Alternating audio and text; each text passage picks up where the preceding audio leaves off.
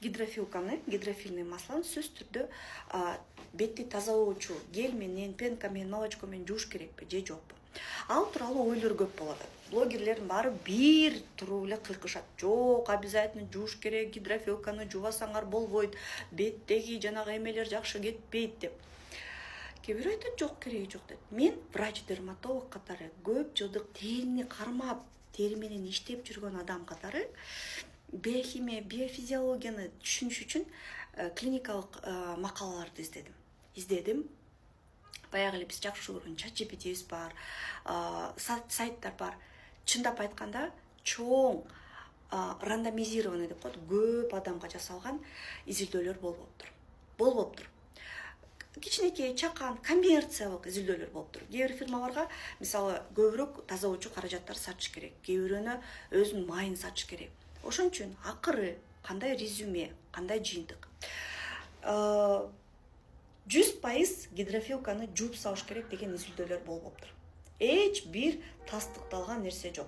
Мына мынча адамды изилдедик, мынча адамдар колдонду, алардын эпидермальный барьер, увлажненности мындай болду деген данныйлар жок.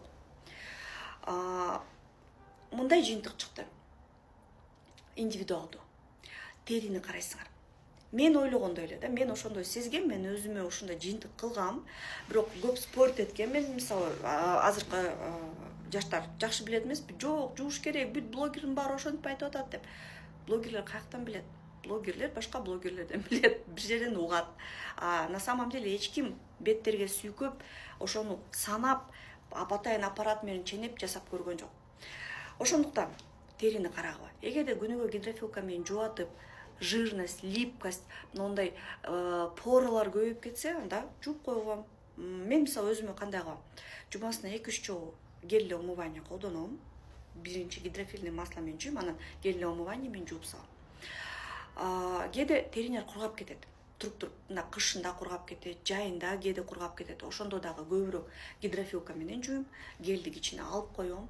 Кээде териңер майлуу болуп, но жерлер майланышып, бүдүр болуп, тунук болбой бир кызыктуу болсо, анда көбүрөөк гель умывание колдоном. Девочки, бизге мээ эмне үчүн берилди? Ойлонуш үчүн берилди. Туурабы? Күнүгө анализ кылыш үчүн берилди. Бетиңер менен сүйлөшкүлө, териңер менен сүйлөшкүлө, териңерди сезгиле. Ал эмне каалап атат? Ал кандай настроенияда? Ал бүгүн эмнени талап кылып атат? Ошону бергиле. Ошон үчүн бизде мээбиз бар. Баарын айткан баарын тык мынчыш керек экен деп кыла бербей, кичине териңерди дагы байкагыла. Так что ошондой нерселер бар экен.